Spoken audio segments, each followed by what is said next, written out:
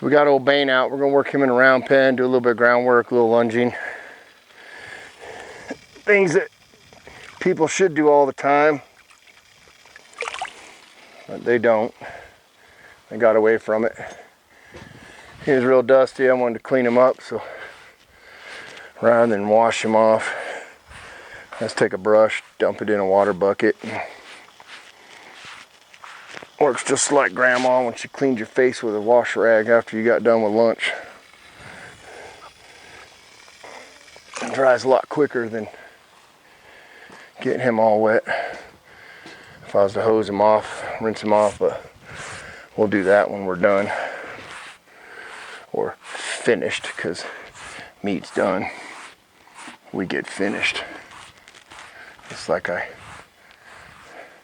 don't sweat, I perspire, because animals sweat. I might sweat, I don't know. I got a little animal in me. It's hotter than Hades out here lately, and not a lot of rain, so we got a lot of dust, and rather than hose him down, get him all wet, I just kind of gave him a sponge bath and cleaned him up. I appreciate all this grooming time. That's when I really can connect and bond with these guys. I think grooming them's underrated. A lot of people don't fully appreciate spending that one-on-one time with your horse, getting to know them. These are times to look them over, see if you find any injuries on them, or see if they look a little lame even when you first went out and caught them, and walk them over here. Just kind of check them out and get his feet picked out, which I already did that. But then clean him up a little bit. Comb out his dreadlocks. Roach the whole mane, or pull it, and we got about 4 inches of mane to deal with anyway, which can be handy. But keep mine on my guys. Stuff is things most people already know, or at least I always assume they do. But every now and again, you find a bunch that had horses a long time and they still don't really have a good foundation of just the basics, like picking your horse's feet every day, which I ain't gonna say I come down here every day and do it, especially in the dead of winter, but you should. You at least ought to get down and pick their feet out a few times a week, just to keep them from getting thrushy, or having a little pebble or something in there you can find and keep yourself from having an abscess.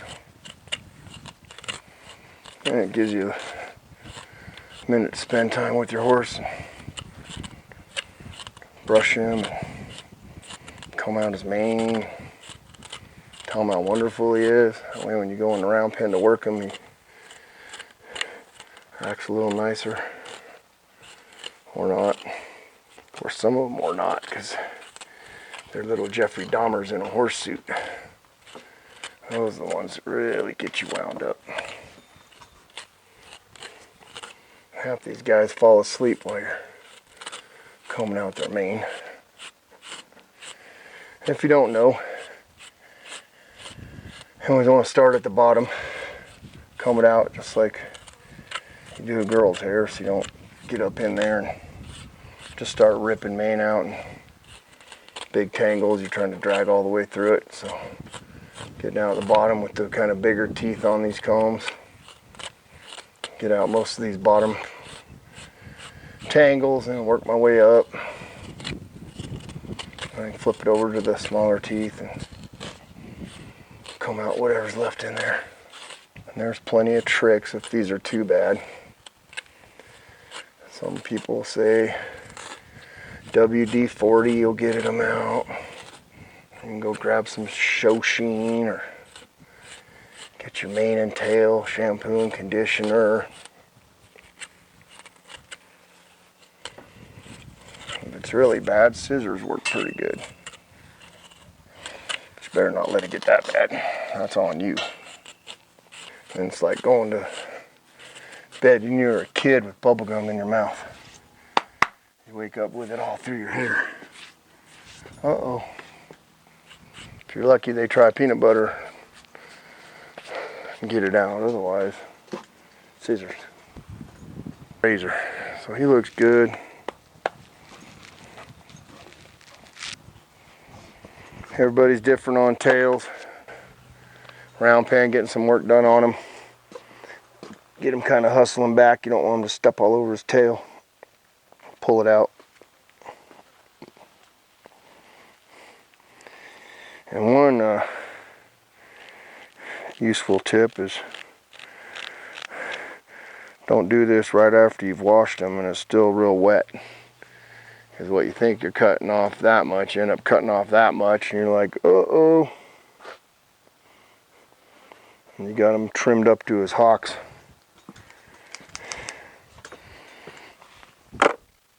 Which then I just tell people he's a 3-year-old. If you mess up and cut it too short. Right, Bane? One thing's for sure. You will never meet a good horse trainer with a bad temper. Or a good horseman with a bad temper. You gotta always keep yourself calm, cool, and collected when you're dealing with these guys. It's kind of interesting because kind of the same way with life. If you let people wind you up and react to them, get manipulated pretty easy by people. But with people, it's easier said than done because they can use words and wind you up. Like these guys are pretty honest, most of them. The ones that aren't, if they get me a little bit irritated, I just take a break. Put myself in timeout, sit under that thinking tree there and contemplate why I do this.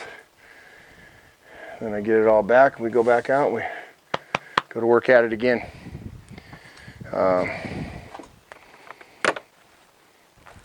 One thing about working with horses is you could ask 100 people the same question about training or methods or anything with a horse and you'll get 100 different answers. So, in my opinion, the best thing to do is watch people, watch different trainers or even just regular people that work with a horse. You know, you ain't got to have a fancy name and do a lot of clinics to be a great horseman. I know a lot of great horsemen that nobody's ever heard of. You know, but find someone you like what they do and you like how they work a horse. A lot of things are come in fads. You know, different training systems and styles, and people get all into them. And you know, there's a lot of guys, won't say anything negative about any of them, but I'll tell you the positives are the ones I like. And follow would be like Ray Hunt, Tom Dorrance, Buck Brannaman. You know, a lot of respect for those guys. They were, you know, gentle as you can be, firm as they had to be, and that's the way you work with horses. You gentle as you can be, firm as you have to be, and a lot of repetition, a lot of wet saddle blankets. That's what trains horses. You've got to actually work with them. But with any style or any method, I don't think there's any one way to work with a horse. You work with all of them and find the way and keep putting tools in your toolbox until it's overflowing, and then you have at least half a chance of getting somewhere with a horse. All of them are different. Different things work with different horses, different styles, methods. So I always like to say, eat the hay, spit out the sticks. You know, that's what the horses do. You get the nutrients and whatever good you need out of that training style or system or way. And what don't work or don't work for you, discard it, and what does, use it. Almost all training systems have parts of them that don't necessarily work with the different kinds of horses, or the ones that aren't that easy to get along with. You know, not too many people are willing to put the horses that are really difficult and they can't work with on their training videos. So they take all the ones that just go with the flow anyway. It kind of gives you a false sense of what it takes to train a horse. You know, you get all these 30-minute or 3-day contests and everything else, and these guys are standing on them cracking whips in 3 days and all that, and good for them. You know, that's cool, but really training a horse and getting them broke or finished or whatever you want to call it, getting a colt started and those things, that takes time. It takes time and patience, and you know, you're 6 months just getting one with a pretty solid handle on them, and a year getting one finished and really good to go, you know, riding wise. And he may not be finished for what he's performing in, you know, depending on what you do with them, jumper, or roper, or reining, cutting, whatever. That all takes time, and you'll spend a lifetime getting them finished, because every time you think you're finished, you're like, oh, one more thing to work on, oh, you know, and then you leave them too long or you don't work with them, and next thing you know, you got that guy that needs to get a refresher course and get restarted and tuned up and blah blah blah and whatever. So I like to put a really good solid foundation on all the horses, no matter what they're going to go do, what their job's going to be, and that's having good manners. Like even Bane here, he's a young horse, and he's actually kind of one of my naughty horses, but you leave him standing here tied up a lot. This is where they all get their PhD, their post holding degree. So put them on the hitching rack and just let them marinate here for a while and contemplate all the things they didn't do when I asked them to, and see if they'll do them again this next time, and keep them going. Not big on giving my horses treats. I like to give them love. So one thing I never run out of is pets.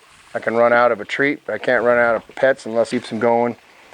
I don't really care much for hand feeding them, because then they get nippy and wanting to grab at you or go to your pocket or whatever. I get this old dude, take him out. I personally like rope halters, especially on the drafts, but really on any horse. For me personally, I just feel like, and I'm a big dude, and I can, you know, outmuscle most horses, and at least I think I can. But these guys, you know, you're not going to outmuscle them, and having the rope halters just keeps that control better, quicker, firmer, without having to really yard on them. And, you know, I mean, I'm sure, you know, any horse, if it wants to just take off, it's going to take off, and you're going to get left in the dust. But at least this gives me a good chance. They got knots in some of the trigger point areas. Get in there and kind of mean business and bring them around to you. You know, just, I don't know. I like them. If you don't use them.